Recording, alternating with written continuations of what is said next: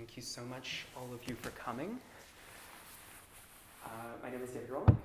Welcome to the next in our series, formerly called Growing Up in Science, Behind the CV. This series brings in faculty members to talk about their journeys to where they are today, outside their more academic and research accomplishments. And we're very happy to have with us here Professor Katie Schuler, who is in the Linguistics Department, Director of the Child Language Lab. And I will not give her any more introduction because she'll be talking to us about that herself. And thank you so much for joining us here today. Sure, of Please course. take it away.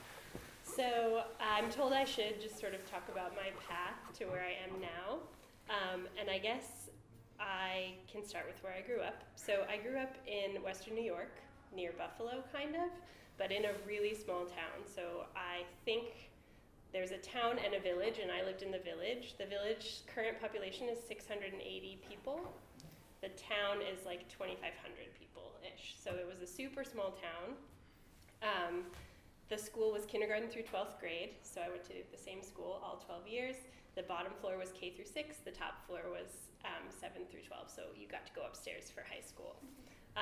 So it was a really nice way to grow up, I think. You would know everyone in the school pretty much. You knew everyone's siblings. You knew everyone's parents. It was a really wonderful way to grow up. But it did lack some of, I think, the academic experience that a lot of the students I see now who are coming into Penn have had. So some, I guess, examples would be, I didn't know that you were supposed to study for the SAT. So like I remember waking up and one of my friends, like my parents didn't even take me because they didn't know like this is an important part of your future. They were like, okay, you're just doing the school stuff with your school friends. So one of our friends picked us all up in a pickup truck. We all went, we took the SAT, then we had breakfast after. And I didn't really like pause to think, you know, oh, that was a really big deal. It was just kind of like, okay, done, I did that part. So I had a really wonderful teacher, a physics instructor, who was also getting his PhD at the time he was teaching at my school. And he, I think, just like realized that I needed a little bit more. So he enrolled me in the local community college's physics class, I think when I was in 11th grade or something, which was really great for me because it enabled me to like see a little bit what college was like and just sort of like do a little bit more advanced stuff. He also would recommend books he thought I would like or other sorts of small little gestures like that were really, at the time I didn't realize how big of a deal it was, but it really sort of shaped who I was. So I didn't study for the SAT. I only applied to one college. So no one in my family went to college. I don't think I even really knew. I think one of my aunts had gone to college, and I know another one did, but I wasn't really aware of what they had done. I didn't know to ask them. My parents didn't really know what it was all about. They were just sort of like, yeah, this is a thing that kids are doing now. We'll help you as much as we can, but we don't really know. So I applied to one college. My guidance counselor said, you should apply to Princeton and Yale, and I was like, he's kidding, right? Because like that wouldn't be for somebody like me, like that's for like really smart kids who are in a whole other world than I'm in. Like I can't even imagine what that would be like or what one would need to do to be there, but it's like a tier of life that I'm not on. So I just assumed he was joking. So I applied to one school, Elmira College. I don't know if anyone knows what that is, but they offer full scholarships for students who are valedictorian or salutatorian, or almost full scholarship. And I thought, that's great because we don't have a lot of money, and this will be a nice way for me to get to go to college. It's small, it won't be too overwhelming, it's not too far from home, it's like 2 hours away. And I applied early decision to that one college. And aside from my guidance counselors saying that thing I thought was a joke, I don't recall anyone saying like, it's not a great idea to apply to only one college, like probably not what you want to do. So I ended up going to Elmira. And as I was going into college in my town, if you were a smart, or what people perceived to be as a smart person, if you liked school, I think the thing people could imagine you doing is being a lawyer or a doctor, and that's sort of the extent of it. Those were like the two professions they knew existed for people who were academically inclined, I guess. So there was a period of time where people were really encouraging me to be a pediatrician, but I just felt, because I liked kids and they felt I was smart, but I just I couldn't really see myself doing that. People suggested I be a preschool teacher or a teacher of some kind, but I also just didn't really feel like that was what I wanted to be doing. So I went to college, and it wasn't really what I expected. In my mind, I thought it was going to be like, and maybe this is what Penn is like for students who come here, I don't know, but this was a smaller school, so there was a lot of people from all sorts of backgrounds in it. It wasn't as academically rigorous, I think, as Penn is. So I was imagining like everyone is going to be like talking about Shakespeare, and like it's going to be this life that I have wished I had, because in a small town like this, like we have something in common in that we've grown up together, so they feel like family. It feels like brothers and sisters, so you love them, but you don't all have a whole bunch in common in terms of like other stuff you enjoy. So I never really like let that part of myself be also a part of my social life. So I thought college would be that, and I was like, we're all gonna just like talk about philosophy, and it's gonna be so amazing. And then I got there, and this is nothing bad about Elmira. I don't think that this is maybe specific to that, but it felt a lot more like high school with no parents. So it was just like a lot of people sort of drinking for the first time and going out, and it wasn't this like experience that I had imagined it to be. So I was a little bummed, but it was not unpleasant. I took a lot of cool classes, and I got to do a lot of interesting things. And then, of course, I had to declare a major, so I kept trying to explain to people like what it is I enjoyed, and I kept saying, I really am interested in how kids learn. Like I just find it so curious. And so I would use these two anecdotes all the time that I felt like expressed what I was trying to say. So I had once heard my 2-year-old cousin, we were playing around, and we had like 3 pacifiers or 2 pacifiers, and we were hiding them, and they were both missing. And she said, "Where are my passies?" And I was like, how does she know to do that? How does she know that when there's more than one, she has to add the S on there? Like, I never said when things are plural, do this. Her mom never said that. Like, she just sort of like picked up that she should do that. And it was very apparent in that context, because we'd been talking about one passy, and she would say passy, and when we'd talk about more than one, she would say passies. And I was like, that's so amazing. Like, how do they actually do that? And then there was another context with another younger cousin, who we would eat oatmeal in the mornings together. So we would always be eating it, and we would say, hot, hot, hot, like don't touch it, it's hot, hot, hot. And then we were reading this book, Goodnight Moon. Has anyone read this book? And there's a page where you say goodnight to the mush, and she looked at it and said, hot, hot, hot. And I was like, how does one learn to do that? How do you learn that like this oatmeal in the book is the same kind of thing, the same concept or the same word as the thing that's like you're eating every day for breakfast? And so I kept trying to explain to people, like, I want to understand how kids learn, like, how do you do a job like that? Like, what would that be? And so people were like, maybe a social worker, maybe you should be a preschool teacher. And I was like, no, I don't think that's it. And then I thought, maybe, like a company like Leapfrog, maybe they have like a research and development place where like people try to figure out how kids learn, so they can, like, I was so naive, I thought that they were actually really trying to help kids. like they do have an R&D department to figure out how people will buy stuff, but it's not the same as like how kids learn.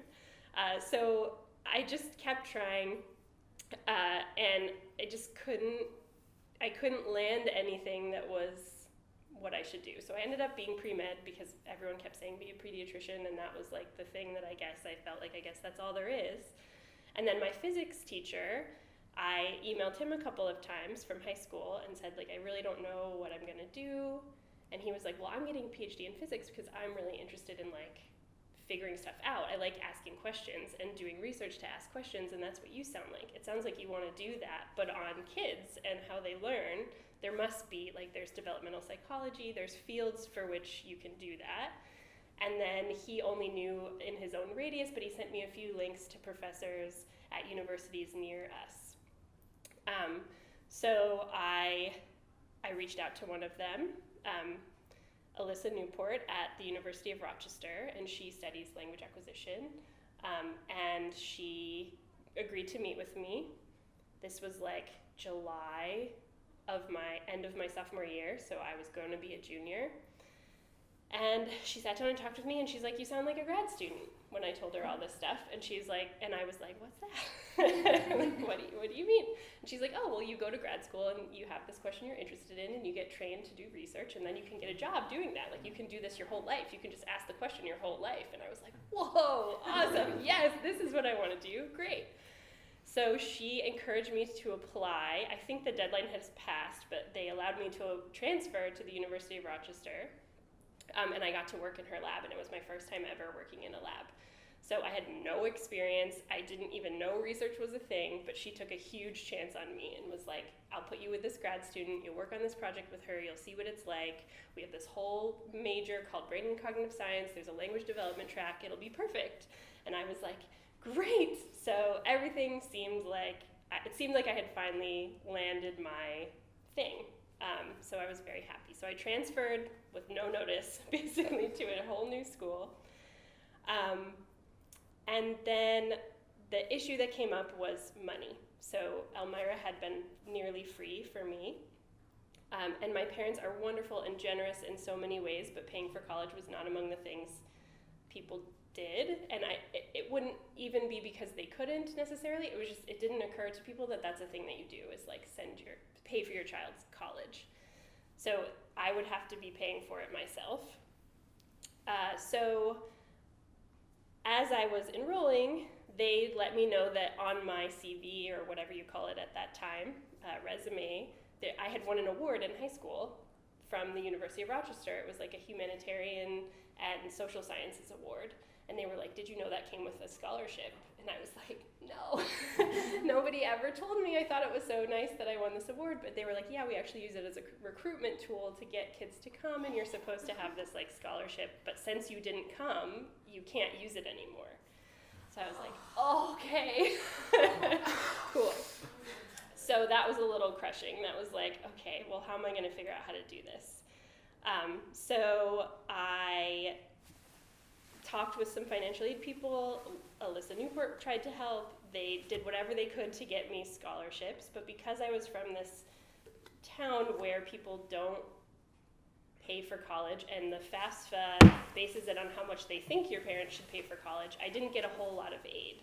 So I was going to end up taking out a really big loan either way. So they tried to help as much as they could. So I decided to do it because it was like the first time I ever felt like I'm going to get to do the thing I want to do. I have to do this. So I enrolled there, and then I got a job 30 hours a week so that I could make it work. And I paid for my own apartment and my own food. And I was like, I'll just figure out how to do this.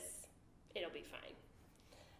So I go. It's everything I thought it would be before when I was in high school, probably because I found like a group of people who do the same thing. There was grad students there who like I was working with in the lab, and I was like, here's all these people that are interested in this thing I'm in. The classes were great, except for the thing where I had to work 30 hours a week. And because I didn't know what I was doing, I didn't know anybody at Rochester. I had just started. My parents didn't know. I felt like I was supposed to do this on my own, and that they didn't have knowledge to really help me. So I didn't even really know to say that I shouldn't do this, or that maybe someone could help me, or maybe this was a bad idea, or maybe even I should tell my professors I'm in this situation. I didn't tell anybody. And like, again, not because I was trying to be humble or anything. It just didn't occur to me that that was a thing people would care to know. It was just sort of like, yeah, lots of people have to do this, and it's no big deal. So the first year went really well. I felt like this is great. I'm doing okay. I can pay for my apartment. Food situation's a little tough, but like I'm doing okay. It's fine. And then the second year, the place I worked, I got paid $12 an hour, which, 15 years ago was kind of like way more than minimum wage. So I felt like if I lost this job, I don't think I can work, I'm barely getting by, I don't think I can work more hours. I should probably not lose this job, or else I'll be in big trouble. So where I had worked, I was so afraid to lose the job that if they ever asked me to work overtime, or if I had to work at a time where I had class, I thought I had to say yes, or they wouldn't keep me. So there was the second year that happened a lot more. and I missed this one class a lot. It didn't have an attendance requirement, and again, I didn't know to tell the professor, so I was like, I don't know what to do. I'm already in the class. I didn't really know how to drop it. I didn't really know what would happen if I went part-time. I just didn't have any of that information to even make a better decision, so I just was like, I guess this is what people do. You just like try to figure it out. So my second year there did not go well. And it ended with me leaving without graduating. So I ended up moving to Chicago to live with my aunt. She had one kid at the time, and she said, why don't you come live with me for a little while? You can be our nanny. We'll pay you. It was a lot more money than I thought I could make elsewhere, and it was a great idea. So they paid me a certain amount of money every week for spending money, and then she said, we'll put aside X amount for college for you in a bank account so that when you're finished here, when you feel you're ready, you can go back and you'll be able to do it. So I lived in Chicago for 3 years. The whole time I felt terrible. I felt horrible. I felt like I totally failed. Maybe I'm never gonna get to go back. How am I ever gonna figure this out? Like, what am I gonna do? My parents were really vague about whether I even finished or no. They didn't ask often because it wasn't a big part of life, but I was sort of like, no, but I'm gonna, I don't know. It was very not a great time. So I joined a lab at Northwestern. I just emailed everybody I could because I was like, I need to like still be touching this thing that I like, and it might not work out, but at least I won't totally give up, so I'll just see. So I ended up working in a lab at Northwestern. I started out just volunteering, but because of my new situation, I just like was free during the day while my cousin Zach was in school. He was 4 when I started.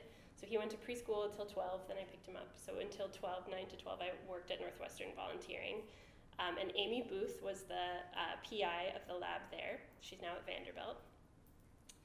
But she was wonderful, and she really she also took a chance on me. I helped as much as I could. She kept adding me to more and more stuff. Finally, she offered to pay me because she was like, you're making a big contribution and I really want to recognize that. So I started making more money because she was paying me for those hours. She put me on a paper with her and on a poster, so I got some like real experience. And I started feeling more confident that like, okay, well maybe I can like turn this whole ship around and actually finish. So I explored going to Northwestern. I was like, well maybe I can they have like a post-bac thing here. Maybe I can just do that. And then I think I also started taking courses at a community college because I wanted to show, there was like, I just wanted to like, I don't think this was any real information I had from anywhere, but in my own mind, I felt like if I can show that I'm still trying to be educated, that I will have a better chance of getting to finish. Like, they would have let me either way, I think. I don't think it's common for people to be like, no, you can't come back, but I don't know. So anyway, I did a bunch of weird things. But it ended up being really great for me. So I got to spend this time in the lab. I saved up a bunch of money. My aunt had a second baby, which was wonderful, and I got to live with them for several years. And finally, because I had gained some cultural knowledge, I'd been around other grad students there, I gained some life experience, I was living in a bigger city, there was more people around, I asked the PI, Amy, I like sat down with her and was like, what do I do? Like, I really still want to do this. Is it, like, should I just give up? Should I try something else? Should I go to school here and finish? And she was like, I mean, I can't thank her enough for this. I don't think she even knows how big of a deal this was, but she was like, you absolutely should go back to Rochester. That's what you should do. It'll be so much easier. You saved up money now. You could get a FAFSA on your own without your parents, so you'll probably get a lot more aid. You should go back. It'll be 1 year. If you come here, it's going to be way more expensive, way longer. It's going to be a whole thing. You should just do that. And I was like, okay, I'm going to do that. So I went back. I had all this money saved up because I had spent 3 years saving it. And as Amy had said, they let me do the FAFSA by myself. So I got a ton of financial aid. So the year that I was back, I didn't have to work nearly as much as I did before. And Alyssa Newport, who had first convinced me to come to Rochester, she got me a job in her lab. And she also took a huge chance on me and said, hey, I know that this is a little non-traditional. You can be my lab manager. I'm looking for one. I think that you would do really well at this. I know you're going to school full time. You can 20 hours a week work in my lab. I promise I'm not gonna fire you. You're not gonna lose this job. I'm not gonna ever pay you less than 20 hours a week. It's okay. Like, you need to stay here and do this. So now all my time was spent like doing school and working in the lab, which was just, I mean, it was like completely life-changing for me. It just really turned everything, it made everything actually possible. So now that I was devoting all of my attention to this, I think in 1 year I've graduated. I applied to grad school with help from her and some other mentors there. I got accepted at Brown. I got waitlisted at MIT. Like, things that I mean, I wouldn't even have applied to those places had those mentors not said, you should do this. I would have said, like, but what about this weird path I've taken? Like, aren't people gonna look at what I've done and be like, what the hell? Like, what is this mess? And they were like, no, that's not what your CV reads like. They're gonna see that you worked in this lab in Northwestern and that you worked with us and that you have these papers and we're gonna write letters for you and you should do it. So I said, okay. I applied to, I think, 6 places because it was really expensive and you had to travel and stuff. But yeah, so I ended up getting into grad school. I actually wound up following Lissa to Georgetown. She convinced me to do that, and it turned out to be a great decision for me because I wound up here. Yeah, so that's sort of my like very non-standard path to actually arriving in grad school. And then after that point, it's a little bit more, I think, traditional than maybe other people's. Should I keep going? This is the point at which I normally ask questions, but I've been too busy listening to what you have to say. Thank you so much for sharing that. Yeah. Does the audience have any questions right now? Mm-hmm. Did you ever meet any other students who were maybe first gen or going through the same things you were? Did you find any community in that? No, but I didn't know first gen was a thing until like kind of recently. So, I mean, I was vaguely aware that it was, that no one else in my family, like my grandparents hadn't gone, my parents hadn't, but I didn't know that there was that was out of the ordinary and that there was like a community of people to be found. So I hadn't really found that at all. I think it existed, but I just didn't know where to look. Yeah. I think related, because part of our job is to try and help students in your position. What are the right questions for us to ask when we encounter students that we could maybe figure out, or how do we make ourselves open to listening, to hearing that there might be a need that they have? And likewise for those of us who maybe aren't in an official capacity, how can we be the person slightly further along the path who can help identify when somebody wants questions answered? Yeah, this is such a hard question to ask because I really, looking back, I don't know that there's, there were people who stepped in for me at certain big points and helped me, and that was the most important thing they could do. I think, I don't know the way around this part of the problem, but one of, I think, the biggest issues, at least for me and maybe some other first-gen students in the same position, is you have this fear that it could all go away. If you tell people that you're in this situation, they won't let you do it anymore. So if I tell people that I'm working 2 jobs to try to go to school, they might tell me then you shouldn't do it, and they might take it away. So you feel like you have to be secretive and maybe not let on.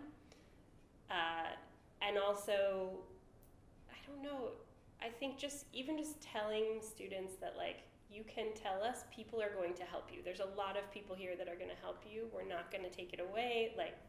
We want you to stay, and we're going to do everything we can to make sure you can stay. So Lissa saying, I know you're worried about working. I don't want you to do that outside of what you're doing. I think you should just spend your time doing this. So I promise I will guarantee you this money. I promise. And if ever anything happened, come to me. And then there was a couple other people in the department who also had said, if you're feeling worried about this, tell us right away, and we'll figure out what we can do. There's other labs that you could work in. She even paid me more because I had mentioned this other job was like more money, and she was like, I'll match it, So I think, doing things like that can really help students. But I don't know what I think everyone's path is so independent. I'm not sure that there's any one thing you can ask.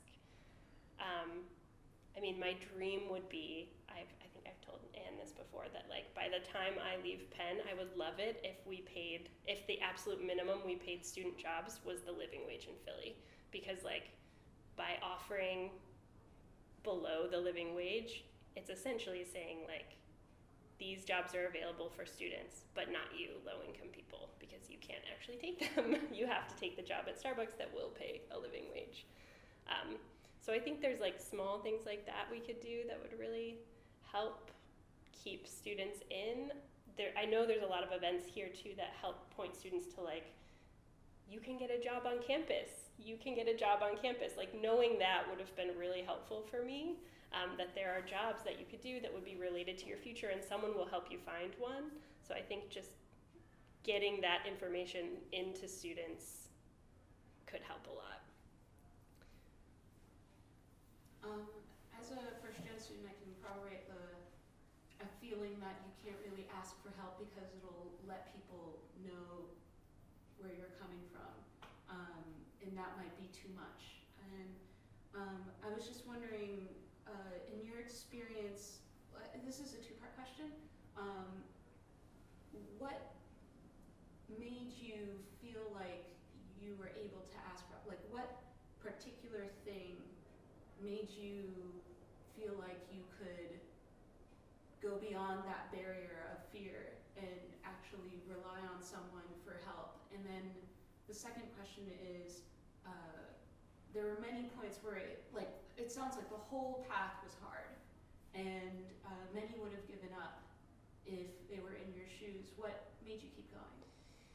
Ooh, I don't really know. So I think the first part about what made me finally ask was really just a person taking a personal interest in me. So like Amy Booth took a personal interest in me. She met with me in her office, even though she let me volunteer in her lab, even though like I hadn't finished.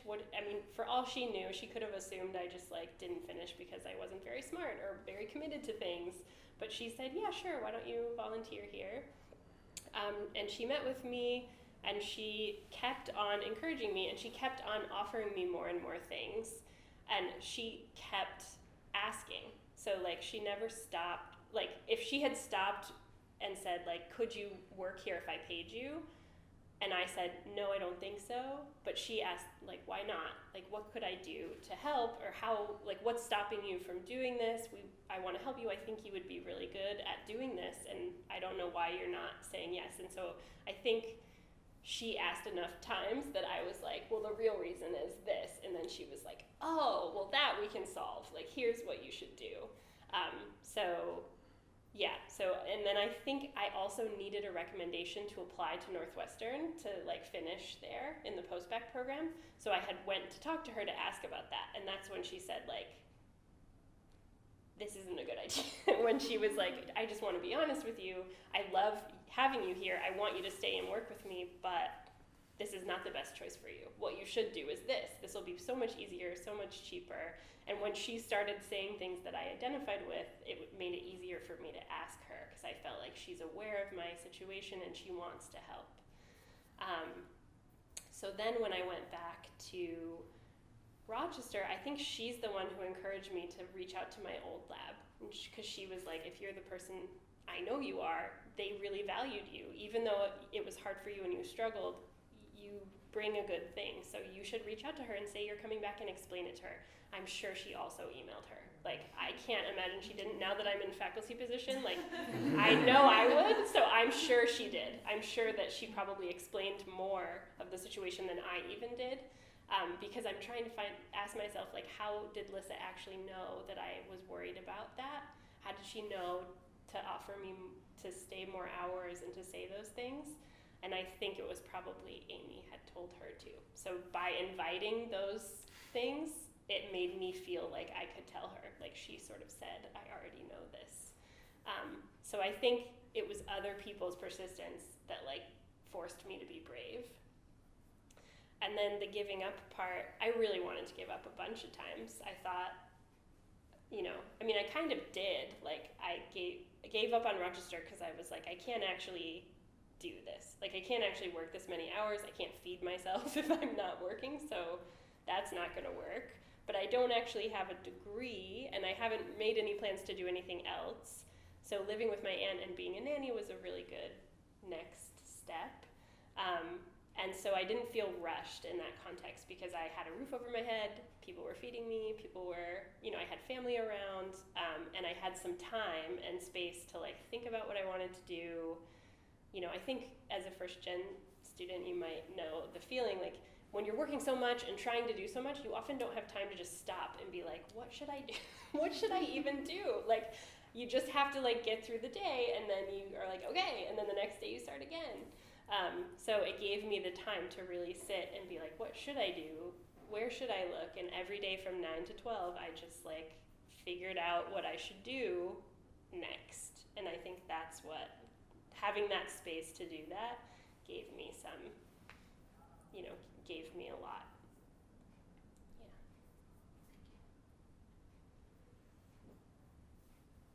Mm-hmm. In your position as a faculty member now, having had, like, a non-traditional path getting to grad school affected how you interact with undergrads and through, like, advising or mentoring? Yes and no. I think yes in the sense that, so I was advised by my own mentor. First, I know I need a mentor, or more than one, like a lot of mentors. And I know that I don't know what to do. And I'm still actually learning this lesson. I don't know why I keep having to learn this lesson, but, like, a lot of life is a low data situation. Like, you're new at something, or you're just getting started, you don't really know what you're doing, and you don't want to seem dumb, so you, like, guess. And I keep having to relearn, like, just don't guess. Just ask someone who knows. Like, ask someone you trust who knows, and they'll tell you what you should do. And if that's not what you want to do, you can ask other mentors, but, like, just ask someone. And I keep having to learn, like... I still have to keep on learning this. Yeah, just in different contexts each time. Yeah, that was actually my New Year's resolution again, is when I'm not sure, just say to someone, hey, I think I'm going to do this. Is that right? So that I have done. And one of the things I asked is, like, how do I decide what service to do as a faculty member? Because I keep hearing conflicting messages. You have to do service, but also you shouldn't do too much, and, like, what's the right thing? And a couple of mentors told me what you should do is pick your issue. Like, pick the thing you really care about, and if something comes up that aligns with that issue, like this right now, you say yes. And then you don't have to feel bad about saying yes. You can just say yes. And if something's outside of that, you can say no, and you don't have to feel bad about saying no, because it's not your issue. So anytime something comes up that's related to first gen, or gives me an opportunity to talk about that, or that path, or help students that are in the same position I was in, I say yes. So that has become my issue, because I feel like it's a thing that I want to do to help. So I think that's helped. And it's also just, like, on my mind, I think, a lot more than it might be for other faculty. And I think, like, back to what you were saying, like, something I think is really important is for faculty in each class to say something that helps invite students to know that they can come. So, for example, in one of my classes, I drop one exam. So I say we don't allow retakes or makeup exams. But I make sure to put on the syllabus and to say in person, like, we're not monsters, though. If there's a real emergency, like a family emergency or a medical emergency, come and talk to us and we'll talk about it. And, like, I think for some faculty, that's scary because you invite students to come and say, I want to reschedule this exam, and they don't have a real emergency. But to me, that is far, far better than the alternative, where a student who's really struggling doesn't come and tell me and just and just like suffers in silence. So yeah, you have to take the part where the thing you don't like might happen, and then you get that. So I definitely think I'd change the kinds of things I do in classes on a regular basis so that like students know. I also like post the office hours really big and like on a calendar so students know they should come. I'm actually considering like in class, Ollie's the TA for this class, I'm considering like on one of the slides in one lecture putting a map to our offices, because I'm just being like, here's how you would get there, because I think there's these like weird barriers for people, and the more you can drop, the more likely it is they're going to wind up coming. And the more you say, no, I really mean it, I want you to come, because that's what I needed. I needed someone to say, I really mean it, I want you to work in the lab, I think you could do this. No, I really mean it. Like if my advisor in high school had said, I really mean it, you should apply to Yale, I'm not kidding, like you should definitely do that, let me help you do that multiple times, I probably would have done it. But the first time I thought like, well, he doesn't mean me, he's just like joking about that. And I think that's what some students think is like, well, they don't mean me come to office hours, they mean like some other person. And if you just keep saying, no, I mean you, definitely come, here's how you get there, I haven't seen you, are you coming? Like that kind of stuff can help. Do you have advice for how to really deliver that kind of message? Because I know that when I'm in that situation, I feel like sometimes saying something more than once is not showing respect to the more junior person, and not feeling like, not making it clear that I also respect that they have thought through their life. And sometimes it's not a question of them needing information or not realizing that there is this opportunity. Sometimes it is a question of, they've made a decision, and obviously it's their life, right? Like there are different situations, right? I don't want to be saying, come to office hours to the people who have decided that they should be doing something else. Right. Yeah, I mean, I guess I hadn't thought about it like that, but it's true. You don't want to be like convincing people to spend their time in the wrong way when they shouldn't be. And more just like, I think it's also important to respect the decisions of other people. So I was just yeah, I mean, I think the way in which one delivers that. Yeah, I think it's more of like a holistic persona maybe that gets people to do that. So another thing I always do, for example, there's like a couple of things I often say at the beginning of my classes and multiple times, and one of them is like, I want you to know what I'm assuming about you right at this very moment, and that's that you're an honest, kind, and hardworking person. That's all I think about you right now. I don't think you're going to try to cheat. I don't think that you're not smart. I don't think you're not going to do well. That's all I think. And I think that helps them feel like I respect them. And then I also sort of try to design things in such a way that I convey that kind of respect in other ways. So after exams, for example, I always tell students, like, if you didn't do well, I don't think that you're not smart and capable. I'm sure you are. I think you probably had other responsibilities and you didn't prioritize this class. And that's all I think. That's it. And that, I think, has also helped students just feel like I don't have to feel embarrassed that I didn't do well. I don't have to like not come to office hours to talk about this after, because you'll be reminded how bad I did, and then you'll like think I'm not smart. I just say this is how I feel about you. So there's no secret. Advice within the broader atmosphere of support, so that everything feels them. Yeah, and I think just like small reminders, like if you haven't come to office hours yet, that's okay. You should still come. And you could think about coming if you want, and that would be nice. Stuff like that. So it's not so in your face. Did you ever get the chance to sort of go back to, well, you talk to your parents or like other people from your hometown about like sort of what you're doing as a grad student or professor, and like why that's maybe important or interesting, or like do you understand that? So I once emailed my school, my high school, and elementary school, because it's the same school, and asked if they had a need for like, if they would ever want someone to come and speak. I would be happy to do that. But that didn't end up working out. And I think, other people who have this experience probably can relate to this. Like, it was a while before my I was getting my PhD and we were still confused about like whether I was going to be a medical doctor at the end. So it was hard to talk about. I remember, I had a lot of explanations every Christmas or holiday about like, what am I actually doing and what do I do at the end? And the dissertation part was really confusing for people. And so I finally said like, I'm on chapter 3. I said like, it has to be 250 pages and I'm on page 100. So I would just like be a concrete explanation of like where I'm at in the process, because trying to explain like, I'm in year 3 and I haven't written it yet, but that's the thing I'm ultimately gonna do. And it was too much for people and they couldn't remember, but every time I said I'm on page 100, they were like, you're doing great. So I think I occasionally like talk about what I do a little bit, but not that much. I think if I had a slightly larger school, just 650 people in a small village is really small, so there's not a whole lot. I have had a couple of friends of the family send their kids to come and talk to me, which has been really, really helpful, really great for me to just like tell them about research and get them on that path. So I love this moment where you were describing like, aren't they going to look at my path and like think, oh, what a mess or whatever, and the person saying to you, that's not how they're going to see you, and this idea that we can never really see ourselves how other people see us.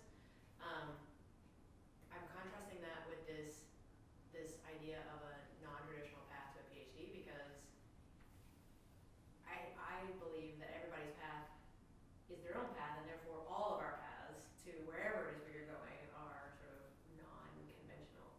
So if you had and I think actually everybody's narrative only makes sense ever in retrospect, right? Like the pieces only ever fit together as a story when you're looking at them from where you are now. But if you, I think the thing that has stuck with me, because I also, I only applied to one PhD program, so not only one university, but or we'll call it only one program, and I have a very clear idea of where my life would have gone had I not gotten in. But I'm curious to think about where you think, so we're talking about trajectories and whatever, where you think you would be had you not gotten into the one place where you applied for university.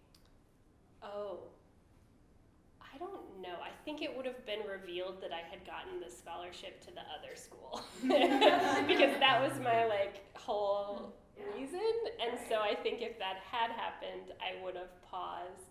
I probably would have watched someone's child in the meantime, because I still work with kids. I enjoy them. I love being around them. And so I probably would have earned money that way and then applied again next time.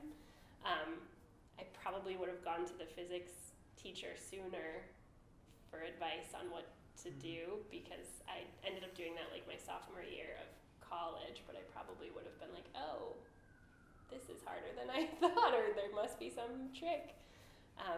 So I think it might have worked out not terribly if I had done that. I would have felt like it ruined my life at the time, but I think it might have resulted in like me trying to understand what to do more than I had in the first place. I'm curious about what yours is though now. This is about, I'm not in that seat, you're in that seat. Yeah, so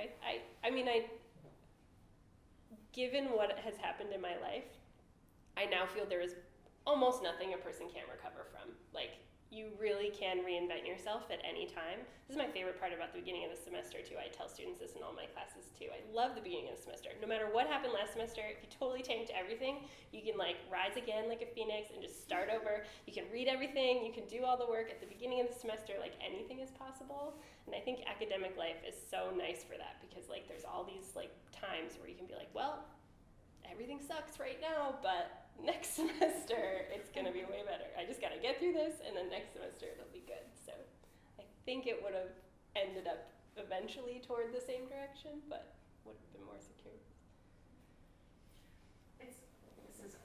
I don't like when people do this because I don't really have a question, but the thing that I thought was really interesting about your story, I mean, it seems kind of impossible that you got here, except that you have this one really cool cool core thing that not necessarily every person who sits in your seat has, which is really early on you had a curiosity and a question that you just came up with that was like pretty obscure. It seems almost like it was impossible for you not to succeed. Was it really there the whole time, like this question about sort of how do kids acquire language? And what if you hadn't had it? Well, but what if you'd been just as passionate but hadn't identified a question that well defined from that earlier point? Yeah, I mean, I think what Anne just said is like, in hindsight, I can tell you the story where it sounds like I knew exactly what it was, but at the time, I certainly didn't. So Sure. I was sort of more like, I'm interested in how kids learn. Maybe I want to, I don't know. Yeah, so like, I want to help them learn better, but I know I don't want to be an educator. It was much more vague at the time, but I think everyone here maybe is on a path to a PhD, or if you're not, if you're at a university like Penn, I'm sure you care about something. I mean, most humans care really passionately about something. The trick is like figuring out how to care about something and have you also get paid for that thing. And sometimes you don't want to do that. Like, I love cooking. I like it a lot. I would not want to have a restaurant.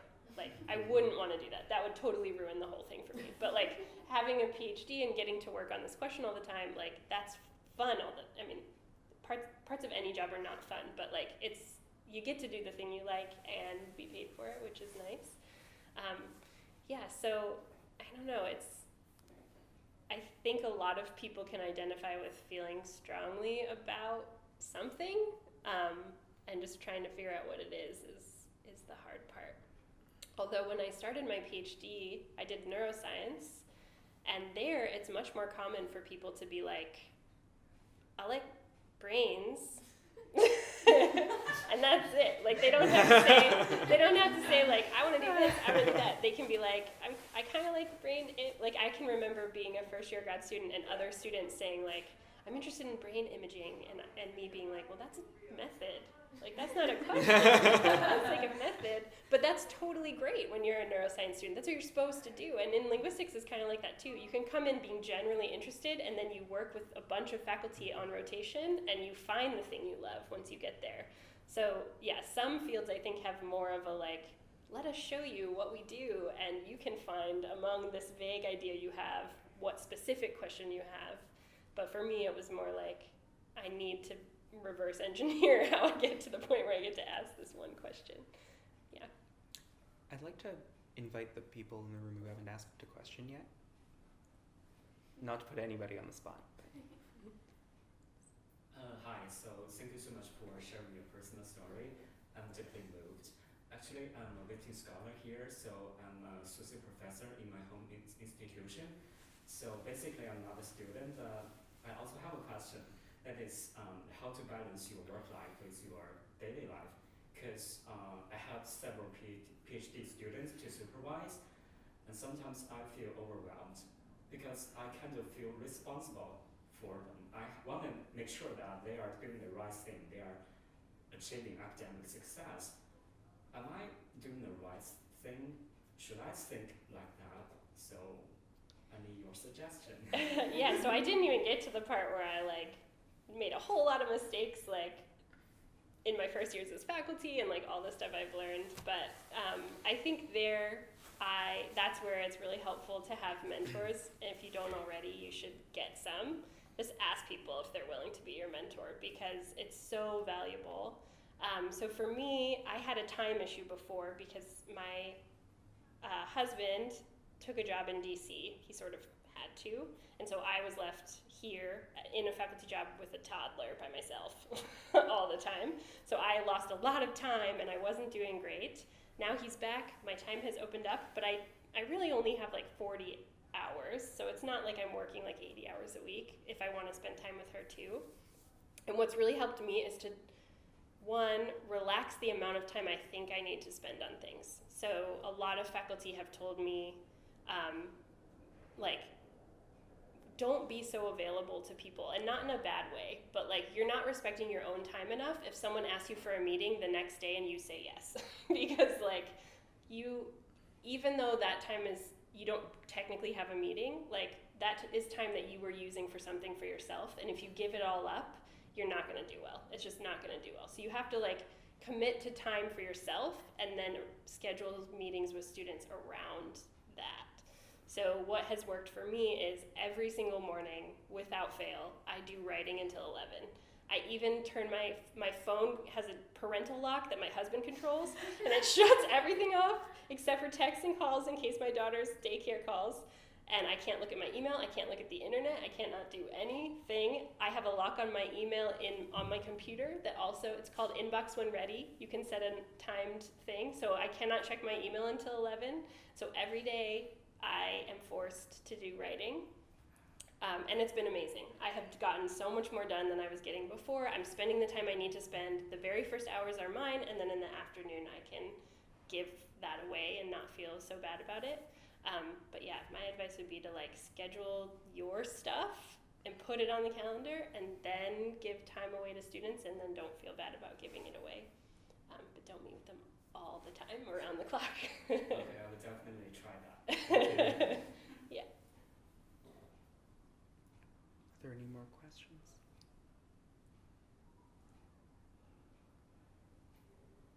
So many questions, but we want to try to respect your time. Do you have anything that you would like to leave us with?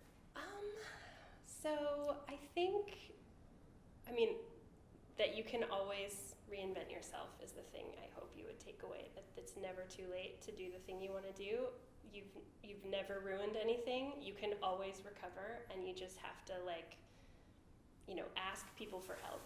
Ask people for help as much as possible, and don't feel bad if you don't learn that lesson right away, and you have to keep relearning it. I had to do it again. When I took this faculty job, I was pregnant with my daughter, and I thought, wrongly, that everybody was going to think I was wimpy if I didn't come back right after. And so I taught a class when my daughter was 7 weeks old. There was no reason for me to do that. Nobody in the department thought I really, they didn't know, and nobody stopped me because no one's monitoring my time. They don't know exactly how many weeks I'm out. If I had said, hey, this is how many weeks my baby will be, could I not teach this semester? They would have said yes. I should have asked. They would have said, oh my God, of course. It would have been no big deal.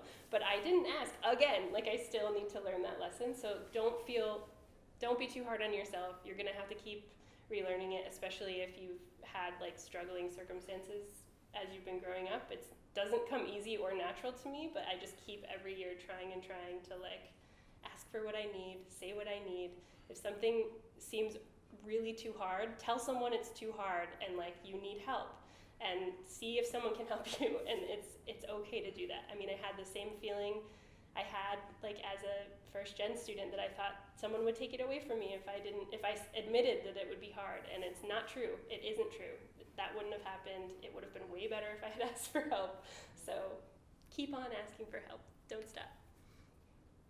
Thank you so much, Professor Schuler.